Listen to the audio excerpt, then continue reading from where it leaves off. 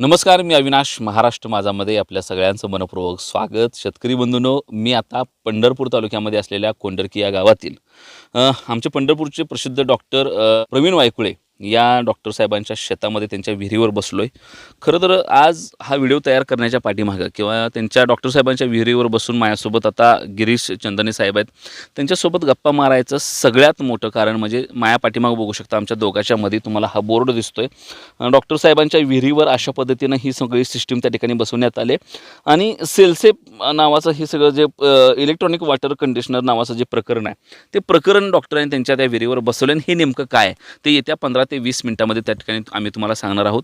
खरं तर आपल्या सगळ्याशीला माहीत आहे की मान नदीचा हा संपूर्ण काठ असेल किंवा भीमा नदीचा काठ असेल किंवा उजनीचं पाणी, भाटगळचं पाणी किंवा एकूण नदी काठ, हे जर सगळा भाग जर त्या ठिकाणी बघितला तर निश्चितपणानं पाण्याच्या बाबतीमध्ये जरी उपलब्धता आपल्याला या सगळ्या स्रोतांमुळे झाली असली तरी आपली जमीन मोठ्या प्रमाणामध्ये शारपट व्हायला लागली आहे, नापिकी यायला लागली आहे.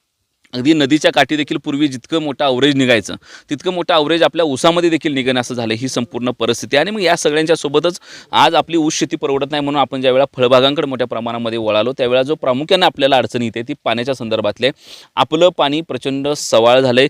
पूर्वी सहज कुणा पाहुण्या घरी गेलो तर आपण असं रांजणातनं तांब्या बुडवून पाणी प्यायचो. इतकं सहज पाणी, गोड चवीचं पाणी आपल्याला उपलब्ध होतं. परंतु अलीकडच्या काळामध्ये प्रत्येकाला फिल्टरनं पाणी प्यावं लागतं. इतकं पाणी बाद झालं आहे. जनावराला पाजायचं ते पाणी खराब आहे, शेतीला द्यायचं ते पाणी खराब आहे. आणि या खराब पाण्यामुळे जमिनीमध्ये क्षाराचं प्रमाण वाढायला लागलं आहे. जमिनी क्षारपट व्हायला लागल्या, त्या प्रचंड नापिकी त्यातून तयार व्हायला लागले. आणि तुम्हाला आठवत असेल की याच चळे भागामध्ये मी गेल्या वर्षाला हरभऱ्याच्या संदर्भामध्ये व्हिडिओ केला होता की हरभऱ्याची शेती का करायची आहे, कारण हे ऊसाच्या प्रमाणानं, ऊसाच्या लागवडीनं, पाण्यामुळे सातत्यानं ह्या जमिनीमध्ये बाद व्हायला लागले, त्या जमिनी चिकट व्हायला लागल्या त्या जमिनी. आणि मग ह्याला उपाय काय, तर आता ह्या सगळ्याला काळजी करायची गरज नाही. ह्याच्यावर एक चांगलं सोल्युशन, एक चांगला उपाय, एक परफेक्ट सोल्युशन जर कुणी आणला असेल तर माझ्यासोबत त्या ठिकाणी गिरीश चंदने सर बसलेत. त्यांनी अतिशय साध्या खर्चामध्ये, अतिशय सोप्या पद्धतीनं आणि वन टाईम इन्व्हेस्टमेंटमध्ये तुमचा हा संपूर्ण प्रश्न निकाली काढला आहे. तुमच्या जमिनीला द्यायचं पाणी असू द्या, तुमच्या जनावरांना द्यायचं पाणी असू द्या, तुमच्या पांढऱ्या मुळीची वाढ असू द्या, तुमची शारपट जमीन असू द्या, तुमचं फवारणीसाठी लागणारं पाणी क्षाराचं असल्यामुळं तुम्ही महागडे आणलेल्या औषधाचा परिणाम होत नाही तो प्रश्न असू द्या, तुम्ही लिक्विड देताय खरी पण ती लिक्विड प्रत्यक्षात वापरली जात नाही, ती जमिनीमध्ये साचून राहतात, त्याच्या परिणाम, त्याचे उत्तर असू द्या, हे सगळी उत्तरं तुम्हाला आपल्या गिरीश चंदने साहेबांकडून मिळणार आहेत. त्यांच्या माझ्या पाठीमागे असलेलं जे प्रोडक्ट आहे त्या प्रोडक्टमधून, त्या मशीनमधून, त्या साध्या यंत्रामधून हा सगळ्या मोठ्या प्रश्नाची उत्तरं तुम्हाला पुढच्या 20 मिनिटांमध्ये मिळणार आहेत. साहेब, तुमचं महाराष्ट्र माझामध्ये अगदी मनापासून स्वागत. मोठ्या प्रमाणामध्ये पाण्याचे स्रोत खराब झाल्यामुळं, पाणी सवाळ झाल्यामुळं, क्षार वाढल्यामुळं, TDSचं प्रमाण वाढल्यामुळं त्या ठिकाणी आमच्याकडे फार मोठा गोंधळ चालू आहे. आणि मग ह्याच्यावर पर्याय म्हणून काय तर थोडंसं PH असल्या कुठं काय तर गोष्टी ज्याचे तर तुम्ही मगाशी मला बोलताना सांगितलं संदर्भ पण नाही त्याचे, अशा गोष्टी केल्या जातात. प्रत्येक शेतकरी त्याच्या पद्धतीनं सोल्युशन शोधायला लागला. ह्या शारपट पाण्याचं करायचं काय, ह्या क्षारांचं करायचं काय, ह्या सवाळ पाण्याचं करायचं काय, काय सांगाल तुम्ही ह्या शेतकऱ्याला? तुमचं हे मेकॅनिझम त्याच्यावर कसं उत्तर आहे? नमस्कार, मी गिरीश चंदने. तर मी या कंपनीचा इनोव्हेटर आणि फाउंडर आहे. ही कंपनी मी स्थापन केली आहे. 25 वर्ष मला इनोव्हेटिव्ह प्रोडक्टचा एक्सपिरियन्स आहे आणि त्या अनुभवाचा वापर करून असं मशीन बनवायचं आहे की ज्याच्यामध्ये स्वार्थ आणि परमार्थ दोन्ही आपल्याला मिळेल. म्हणजे स्वार्थ हा की आपला बिझनेस होईल, आपला व्यवसाय वाढेल, आणि परमार्थ हा की काहीतरी असं करायचं की आपल्या काळ्या मातीची आपल्याकडनं सेवा झाली पाहिजे. आणि ह्या दोन्ही गोष्टी आपल्या साध्य झालेल्या आहेत. आणि हे जे आम्ही मशीन बघवलं, हे जे तुम्ही फोटोमध्ये, व्हिज्युअलमध्ये फोटो मशीन बघताय, याच्यामध्ये क्षारांचा चिकटण्याचा गुणधर्म काढला जातो क्षारांना न काढता. आपल्या पाण्यामध्ये ना 4 पद्धतीचे क्षार असतात: कॅल्शियम, मॅग्नेशियम, सोडियम, पोटॅशियम. त्याचं सोडियम आणि पोटॅशियमला चिकटण्याचा गुणधर्म निसर्गाने दिलेला नाहीये आणि त्याची भरपाई म्हणा की कॅल्शियम, मॅग्नेशियम झाले. आता हे बरेच जण म्हणतात तुम्ही सिद्ध कसं करणार? एकदम सोपं आहे. समुद्राचा पाण्याचा TDS 35,000 आहे, म्हणजे सोलापूरवर मिळणाऱ्या पाण्यापेक्षा ते 10 पटीने हार्ड आहे. पण तरी पण आपले समुद्र किनारे चिकट होत नाहीत, आपले पुळेदार राहतात, वाळू सॉफ्ट राहते आणि ते पांढरी पडत नाहीत. मिठागारांचं मीठ काढलं की जमीन काळी असते. मग कशामुळे होतं? याचं कारण एकच आहे, सोडियमला चिकटण्याचा गुणधर्म निसर्गाने दिलेला नाहीये. आता कॅल्शियम, मॅग्नेशियममुळे काय होतं? कॅल्शियम, मॅग्नेशियमला तो गुणधर्म मिळाल्यामुळे आपली जमीन पांढरी पडते, आपली मुळी वाढत नाही, आपले अपटेक होत नाहीत, आपली लिक्विड खतं आहेत ती विरघळत नाहीत पाण्यामध्ये, मिळालेलं जे काय आहे ते झाडाला मिळत नाही. असा त्याच्यातला हा कॅल्शियम, मॅग्नेशियमचा सर्वात मोठा प्रश्न निर्माण आहे. ती मशीन ह्याच्यामध्ये नेमकं मेकॅनिझम काय करते किंवा कसं चालतं? अगदी मशीन आणून बसवल्यापासून आम्हाला त्याचं स्टार्ट टू त्याच्या रिझल्टपर्यंत आम्हाला त्याचं मेकॅनिझम सांगा काय? मेकॅनिझम एकदम सोपं आहे की त्याच्यामध्ये ना 2 प्रकारचे वॉटर कंडिशनर आहेत. एक मॅग्नेटिक टेक्नॉलॉजी आहे, तंत्रज्ञान आहे, आणि दुसरं इलेक्ट्रॉनिक तंत्रज्ञान आहे. मॅग्नेटिक तंत्रज्ञान काय करतं, तर आपण बऱ्याच वेळेला ऐकलेलं आहे की मॅग्नेटिक वॉटर पिणं शरीरासाठी चांगलं असतं. तर बरोबर आहे की मॅग्नेटिक तंत्रज्ञान त्याच्या मॅग्नेटिक लहरी वापरून त्याच्या अणुरेणूंचा जो बॉन्ड असतो त्यामध्ये, खूप टेक्निकल सांगायला गेलं तर खूप कठीण आहे, पण मी सोप्या शब्दात सांगतो की त्याच्यामध्ये जो बॉन्ड आहे तो बॉन्ड ब्रेक केला जातो. आणि इलेक्ट्रॉनिक वॉटर कंडिशनर काय करतं, तर इलेक्ट्रॉनिक वॉटर कंडिशनरमध्ये 300 हर्ट्सपासून ते 300 किलोहर्ट्सपर्यंत एक फ्रिक्वेन्सी तयार केली जाते. ती फ्रिक्वेन्सी सारखी बदलत असते आणि त्या बदलल्यामुळे विरघळलेले कॅल्शियम मॅग्नेशियम आहेत ते बिथरतात, ते आपली चिकटण्याची क्षमता सोडून देतात. त्याचं एका कणाचं रूपांतर 100 कणामध्ये होतं आणि 100 कणांमधनं ते वेगवेगळे झाल्यामुळे त्यांचं चिकटण्याची बॉन्डिंग ॲबिलिटी आहे ती निघून जाते.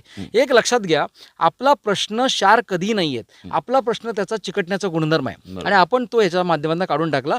सोडियम पोटॅशियमचा विचार करण्याची गरज नाही, कारण त्यांचा प्रश्नच निर्माण झालेला नाहीये. असं याचं हे मेकॅनिझम आहे. खरं तर क्षार बघितलं तर मोठ्या प्रमाणामध्ये क्षार जर जमिनीमध्ये राहिले तर जमिनी पांढऱ्या पडण्यासोबत पांढऱ्या मुळीला खूप मोठा प्रॉब्लेम असतो. कारण जर त्या क्षार जर त्या मुळीच्या तोंडाला जाऊन थांबले तर आपटेक थांबतं मुळीचं आणि साधारण पिकाचं मोठ्या प्रमाणामध्ये त्यामध्ये नुकसान मोठ्या प्रमाणावर होते.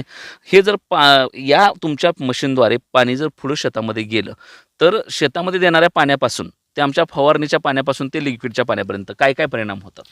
सर्वात पहिला परिणाम होतो ना, तर तुम्ही जे म्हणालात ना ते एकदम योग्य आहे की त्या मुळीवरती साका जमा झाल्यानंतर, आता इथे एक गोष्ट लक्षात येतो, तीच तुमची शेती असते, तेच तुम्ही असता, मग पाऊस पडल्यानंतर मुळी का चालते? कारण पावसाच्या पाण्यामध्ये क्षार नाही आहेत आणि पाणी अतिशय हलकं आहे, त्याला आपण देवाचं पाणी म्हणतो, निसर्गाने दिलेली एक वरदान आहे. तर त्याच्यामध्ये प्रश्न तोच असतो की पाणी हलकं असतं आणि पाण्यामध्ये क्षार नसतात, कुठले क्षार नसतात, त्याचा TDS जवळजवळ ते 0 असतं. तर आता आपण काय करायचं की आपण ह्या मशीनमधनं जे पाणी दिलं जातं त्याच्यामध्ये कॅल्शियम मॅग्नेशियमनी बॉन्डिंग ॲबिलिटी चिकटण्याची क्षमता दिल्यामुळे त्याचा साका जमा होत नाही. साका जमा झाल्यानंतर 4 ते 5 दिवसामध्ये 6 दिवसामध्ये मुलीला हे कळतं की आता डॉक्टर वायकुळे साहेबांनी जे पाणी दिलंय त्या पाण्यामध्ये काहीतरी वेगळी जादू आहे, गंमत आहे, आपण आता मुलीला जन्म दिला पाहिजे. मग तिच्या मुळ्या वाढवायला सुरुवात होतात आणि त्या मुळ्या प्रचंड वाढतात, म्हणजे 100%, 200%, 300% वाढतात. आणि त्याच्यावरती कुठलाही साका न जमा झाल्यामुळे तुम्ही जी काही खतं औषधं देता, जमिनीतली अन्नद्रव्ये आहेत ही सगळी अन्नद्रव्ये अपटेक होतात, मग पानांची संख्या वाढते, मग फळांची संख्या वाढते. अशी टोटल एक ग्रोथ जशी पावसामध्ये मिळते तशी आपण एक प्रकारे कृत्रिम पाऊस तयार केल्यासारखं या मशीनमधनं मिळतं. आता फवारणीचा तुम्ही जी लिक्विड खतं देता ना, तर आता मार्केटमध्ये काय झालं आहे की सगळ्या शेतीमध्ये फवारणी हा एक अविभाज्य भाग झालेला आहे. तर फवारणीमध्ये जर का तुम्ही कंडिशनर न वापरता, जर का हे इनोव्हेशन संशोधन न वापरता पाणी वापरलं तर काय होतं की तुमच्या औषधांचं आणि तुमच्या पाण्याचं एक रासायनिक अभिक्रिया व्हायला पाहिजे. ती रासायनिक अभिक्रिया होत नाही, ते एकजीव होत नाहीत आणि ते एकजीव न झाल्यामुळे त्यांचे अपेक्षित तुम्हाला परिणाम न रिझत नाही. मग 2 गोष्टी झाल्या, एक आपल्याकडे मुळी नाही आहे आणि दुसरं म्हणजे आपलं फवारणीचं जे काय आपण औषध वापरतो त्या औषधाचे परिणाम अपेक्षित मिळत नाही. एकूण काय होतं की आपल्या झाडाची म्हणावी तशी वाढ होत नाही. वॉटर कंडिशनरचं पाणी फवारणीला वापरल्यानंतर सर्वात मोठा भाग म्हणजे औषधाची आणि पाण्याची एक अभिक्रिया जी रासायनिक आहे ती एकदम चांगली होते. याला कारण पाण्याची द्रावण क्षमता वाढलेली असते. सगळी औषधं आहेत ती चांगली विदळतात. मी तुम्हाला एक उदाहरण देतो. राऊंडअपवरती आम्ही साधारणपणे ह्या काही टेस्ट घेतल्या तर त्या कोपरगावमध्ये त्यांना सांगता येतं की एका पंपाला 200 ml राऊंडअप वापरा, मग तुम्हाला अपेक्षित रिझल्ट मिळतील. आमचं विहिरीमधलं 4000 ppm पाणी वापरून कंडिशनरमुळे तेच लेबल क्लेम प्रमाणे 100 ml मध्ये त्याचे रिझल्ट तेवढेच यायला लागलेत त्याच्यामध्ये. आता ते आणखी कमी करण्याचा आमचा प्रयत्न चालू आहे. म्हणजे ह्या संशोधनाच्या वापरातून किंवा ह्या पद्धतीचं जर पाणी गेलं म्हणजे अतिशय चांगल्या पद्धतीचा मुद्दा. आणि आमच्या शेतकऱ्यासाठी तर जे माझा व्हिडिओ बघतात, कायमच आपण शेतकऱ्यासोबत बोलतोय, त्यांच्यासाठी इतकी महत्त्वाची गोष्ट आहे. कारण साहेब काय झाले, आज आमच्याकडे मोठ्या प्रमाणामध्ये शेतीमध्ये फळबागांचं प्रमाण वाढलं किंवा शेतीमध्ये उत्पादन प्रत्येकाला घ्यायचं आहे, कारण बाकीचा खर्च, बाकीच्या गोष्टी प्रपंचातल्या वाढल्या. आणि मग हे सगळं करताना त्याला जर जास्त उत्पादन घ्यायचं असेल तर दुर्दैवानं त्याला काय सांगितलं जातं, तर हार्ड औषधं घे, महागडी औषधं घे, चांगली लिक्विड सोड, महागडी लिक्विड सोड. आणि ह्या सगळ्यामुळं काय होतं तर मोठ्या प्रमाणामध्ये खर्च करून देखील शेतकऱ्याला अपेक्षित परिणाम येत नाही, कारण पाणी त्या ताकदीचं नाही. आधी क्षार गेल्यामुळे, पांढऱ्या मुळीची वाढ थांबल्यामुळे किती जरी औषध दिली तर ते तिथं राहत आहेत, अपटेक होत नाहीत. आणि वर पाणी व्यवस्थित नसल्यामुळं जी किती जरी महागडी औषधं त्या पाण्यामध्ये टाकली तर ती तितकीशी मिसळत नसल्यामुळं किंवा विरघळत नसल्यामुळं फक्त मारलं जातं. ह्यामध्ये फक्त आपण मारलं एवढंच समाधान होतंय, अपेक्षित उत्तर, अपेक्षित रिझल्ट त्यातनं भेटत नाही. मोठ्या प्रमाणामध्ये खर्च करून देखील उत्पादनाला अडचण येते. त्यामुळे देखील हे इनोव्हेशन आम्हाला वाटतं तुमचं आमच्यासाठी फार फायद्याची गोष्ट आहे. आता पुढे जात असताना मेकॅनिझम तुम्ही अगदी सोप्यामध्ये सांगितले की अशा पद्धतीनं तुम्ही ते बसवायचं. आम्हाला थोडंसं ह्याचा खर्च काय येतोय, कारण हे शेवटी आमचे शेतकरी बजेट बघणार आहेत, पैसे बघणार आहेत. अगदी आमच्याकडे वेगवेगळ्या पद्धतीचे शेतकरी आहेत. आज डॉक्टरांची आपण मोठी मशीन बघितली, कारण मोठं क्षेत्र आहे, परंतु आमच्याकडे 2 एकरवाला आहे, 1 एकरवाला आहे, 3 एकरवाला आहे, त्याची 2.5 इंची पाईपलाईन आहे, 5 इंची पाईपलाईन. ह्या वेगवेगळ्या शेतकऱ्यासाठी तुमच्याकडे काय तशी उपलब्धी आहे का, आणि त्याचे साधारण खर्च अंदाजे काय आहेत आम्हाला सांगा. ॲक्युरेट नसले तरी चालेल. हो. आमच्याकडे ना 3 प्रकारच्या मशीन आहेत साधारणपणे. एक 2.5 इंच असते, 3 इंच असते आणि दुसरी 4 इंच असते. त्याच्या पाण्याच्या प्रवाहाप्रमाणे मशीन आहेत. त्यामध्ये एक आहे 2.5 इंचाची मशीन, जी सर्वात जास्त विकली जाते. कारण आपल्याकडे आम्ही जे काही 13 वर्ष काम करतोय, तर आम्ही बघितलं आहे की 100 शेतकऱ्यांमधल्या 95 शेतकऱ्यांकडे 5 HP पंप असतो आणि तो विहिरीमध्ये पडलेला असतो, बोरमध्ये पडलेला असतो. 5 HP पंप आमच्या हिशोबाने 50,000 लिटरच्या वरती पाणी काढत नाही. मग त्याला हे 2 सिलेंडर चिकार होतात. इथे 3 दिसत आहेत, पण 2 सिलेंडर चिकार होतात.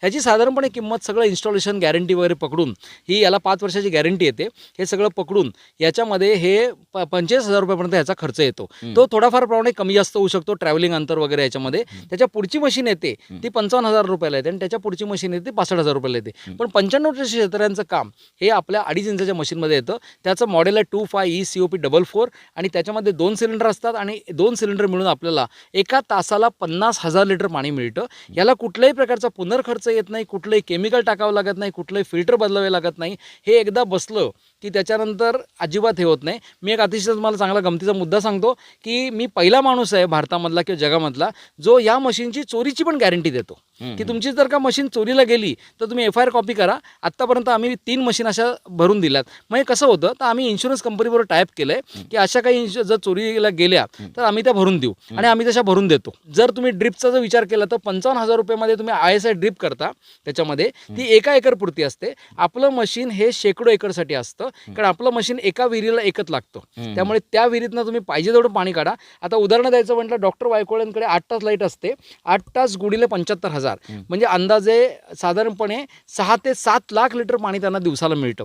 आणि जर का त्यांनी काही सोलारची वगैरे व्यवस्था केली तर दिवसातले 12 तास, रात्रीचे हे असं करून त्यांना दिवसाला दर तासाप्रमाणे 75,000 लिटर किती काळ करू शकतो. याला कुठल्याही प्रकारचा असं नाही आहे आरोप्रमाणे की ह्याच्यामधनं एवढं पाणी काढल्यानंतर तिला कुलिंग टाईम दिला पाहिजे, थंड दिलं पाहिजे, असं नाही आहे. ही मशीन 24 तास चालू ठेवता येतं आणि हे तंत्रज्ञानच पूर्णपणे वेगळं आहे. त्यामुळे ह्याला कधीही तुम्हाला ॲरो म्हणलं की ते त्याचं वेगळं पाणी पण असते काय, ते अशी सिस्टीम दिसल्या मला. तुम्ही जेव्हा म्हणला होता इकडे शेताकडे यायच्या आधी, त्यावेळेला मला असंच वाटलं होतं की ही मशीन अशी असणार आहे की ती आमच्याकडे फिल्टर, माझ्या उंची एवढी काय काय शेतकऱ्याकडे फिल्टर आहेत, मेंटेनन्स भरपूर आहे, खर्च भरपूर आहे, आणि ते मग सेपरेशन पाणी, त्याची दुसरी पाईप, वेस्टेज पाणी, हा काय प्रकार इथं कुठेही नाही. नाही, याच्यामध्ये काय माहिती आहे का, आपण दोन्ही गोष्टींची सरमिसळ करतोय.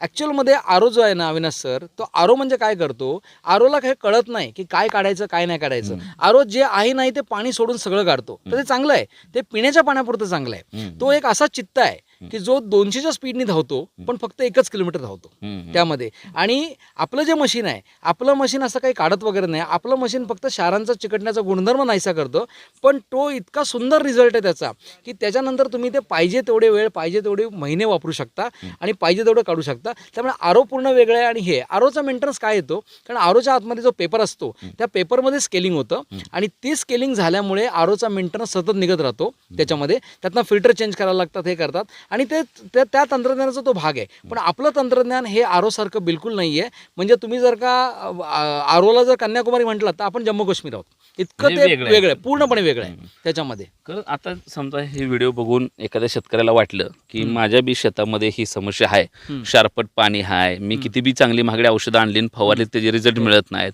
मी किती बी चांगले लिक्विड सोडले तरी त्याचा तेवढा रिझल्ट येत नाही, माझी जमीन हळूहळू शारपट व्हायला लागली आहे, माझं ऊसाचं ॲव्हरेज घटले, बागाच्या बाबतीत प्रॉब्लेम आहे, कॉर्चिंग इथे आहे, याच्यामध्ये समजा जर हे झालं म्हणजे पाणी जर चुकीच्या पद्धतीने गेलं, अपटेक व्यवस्थित नाही झालं तर झाडावर परिणाम होतात फळबागांवर. आणि हे जर मला टाळायचं आहे म्हणून तुमचा व्हिडिओ बघून जर एखादा शेतकरी म्हणला मला असली मशीन माझ्या शेतामध्ये लावायची, तर त्यानं कसा कुठं संपर्क साधला पाहिजे, कुठं उपलब्ध होते? आपला ज्या व्हिडिओमध्ये जो नंबर दिसतोय ना त्या नंबरवर त्यांनी संपर्क साधायचा. त्याच्यानंतर मग आम्ही त्याचं सगळे माहिती घेतो, पंप किती HPचा आहे, बोर आहे का, आम्ही एक प्रश्नावली तयार केलेली आहे, ती प्रश्नावली हे करतो. त्याच्यानंतर मग पुढची प्रोसेस आमचे लोकल डीलर असतात ते करतात आणि मग मशीन ते लागलं जातं. आणि मशीनला 5 वर्ष गॅरंटी येते.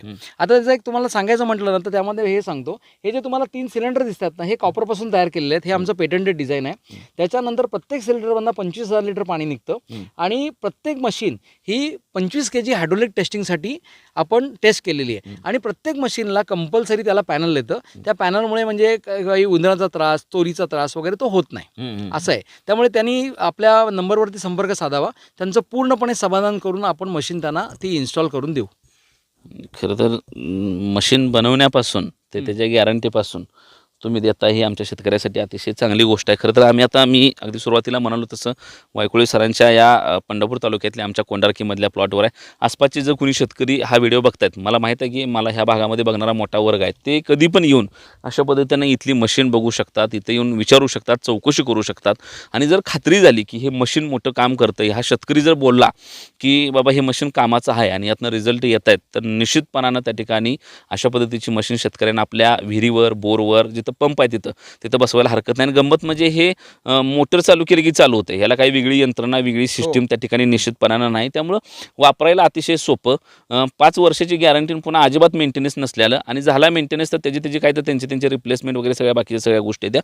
ह्या सगळ्यामधून सगळ्यात भारी गोष्ट जर ह्यामध्ये काय असेल तर आज आपण ड्रीप चेकअप होऊ नये म्हणून, आपल्या पांढऱ्या मुळीची वाढ होऊ नये म्हणून, आपलं पीक चांगलं हो म्हणून जो भरमसाठ खर्च करतोय तो खर्च या एका मशीनच्या वापरामुळे त्या ठिकाणी वाचणार आहे. यातून येणारं पाणी अतिशय ताकदीचं असल्यामुळं, त्यातलं क्षाराचा चिकटपणा त्या ठिकाणी काढल्यामुळं जमीन कुठेही पांढरी पडणार नाही, तिथला चिकटपणा येणार नाही, जमीन भुसभुशीत कायमची राहणार, पांढऱ्या मुळ्या कायम चांगल्या राहणार, पांढऱ्या मुळ्यांची संख्या वाढत राहणार. त्यामुळे जमिनीतून प्रत्येक अन्नद्रव्य टाकलेलं अपटेक होत राहणार. हेच पाणी तुम्ही फवारण्यासाठी वापरलं तर ते टाकलेलं औषध त्या ठिकाणी त्यामध्ये चांगल्या पद्धतीने मिक्स होणार. त्यामुळे जर औषध ते फवारलं तर त्याचे अपेक्षित चांगले रिझल्ट येणार. म्हणजे तुमचं पीक वाचवण्यापासून ते तुमची जमीन वाचवण्यापासून ते तुमचा पैसा वाचवण्यापर्यंत हे मशीन त्या ठिकाणी काम करू शकते. आणि ह्या सगळ्यामध्ये पैशापेक्षा आणि तात्पुरत्या पिकापेक्षाही महत्त्वाचं काय असेल तर ते आपली जमीन आहे. आपल्या बापजाद्यांनी, आपल्या पूर्वजांनी इतिहासात कितीतरी वर्ष संघर्ष करून ती जमीन जपली आहे, वाचवली आहे. मधल्या कित्येक वर्षामध्ये शेती परवडत नाही अशी चर्चा असताना देखील त्यांनी ती विकलेली नाही, जपून ठेवली आपल्या पुढच्या पिढीसाठी. आपली देखील ती जबाबदारी आहे की जशी माझ्या पूर्वजांनी माझ्या हातात ती जमीन दिली आहे, ती जमीन माझ्या येणाऱ्या कित्येक पिढ्यांसाठी मी ती जपून ठेवली पाहिजे. त्यातलं पोषण तत्व वाढवलं पाहिजे, निदान ते कमी तरी होऊ नाही दिलं पाहिजे. आणि जे माझ्या पूर्वजांनी मला दिलं होतं तितक्याच ताकदीची सकस सशक्त जमीन जर आम्ही आमच्या पुढच्या अधिकाऱ्यांना देऊ शकलो, आमच्या वारसांना देऊ शकलो, तर निश्चितपणानं ते त्यामधून चांगल्या पद्धतीचं उत्पादन घेणार आहेत. आणि जर एकूण वातावरण बघितलं तर येणारा काळ हा निश्चितपणानं शेतीच आहे. पण जर शेतीच टिकली नाही तर मात्र आमच्या हातामध्ये काही येणार नाही. त्यामुळं ही शेती टिकवायचं असेल, त्यातलं उत्पादन टिकवायचं असेल तर अशा पद्धतीचे नवीन तंत्रज्ञानाचा वापर आपल्याला करावा लागेल. सरांचं हे तंत्रज्ञान अतिशय सोपं आहे. येत्या काळात देखील वेगवेगळ्या शेतकऱ्याकडे जाऊन सरांसोबत आपण या संदर्भातले व्हिडिओ करू, बोलू, त्यातली माहिती घेऊ. आणि तुम्ही जिथं आम्ही एखादा व्हिडिओ करतो त्या आसपासच्या भागामध्ये जर तुम्ही तिथं उपलब्ध असाल किंवा जो नंबर देतोय त्याच्यावर कॉन्टॅक्ट साधून जर तुम्ही खात्री करा, मी माझ्या चॅनलवर दाखवतोय याचा अर्थ तुम्ही ते डोळं झाकून घ्या असं आमचं म्हणणं नाही, माझं तसं अपीलही नाही. परंतु तिथं नंबर दिलाय आणि असे काही आपल्याकडे प्लांट आपल्या भागामध्ये आहेत तर तिथं जावा, खात्री करा, त्याचा रिझल्ट तसा येतोय का बघा. आणि मग जर रिझल्ट येत असेल तर निश्चितपणाने याची खरेदी करा. वन टाईम इन्व्हेस्टमेंट आहे, पण आयुष्यभर मोठा लाभ देणारी ही मशीन निश्चितपणानं तुम्हाला येणाऱ्या काळामध्ये देखील पुढच्या अनेक पिढ्यांसाठी उत्पादनाच्या दृष्टीने देखील आणि जमिनीच्या दृष्टीने देखील फायदेशीर ठरणार आहे. कॅमेरामन मुकेश, मी अविनाश, महाराष्ट्र माझा, कोंडरकी.